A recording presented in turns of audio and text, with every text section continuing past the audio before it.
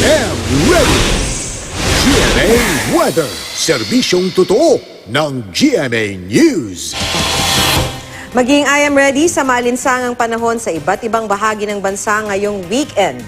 Inaasahang papalo sa 41 hanggang 42 Aray. degrees Celsius. Ang init factor sa Cotabato, nasa 41 degrees Celsius sa Dagupan. Aray. Mula 40 hanggang 41 degrees Celsius sa Tuguegarao. 39 hanggang 40 degrees Celsius naman sa Davao. At nasa 38 hanggang 39 degrees Celsius sa Iloilo, Cebu at Zamboanga. Inom ng maraming tubig. Yes, at manap ng lilim. Yes, posible namang umabot sa 40 degrees Celsius ang init factor sa Metro Manila, Aray. Wala ring inaasahang ulan ngayong weekend.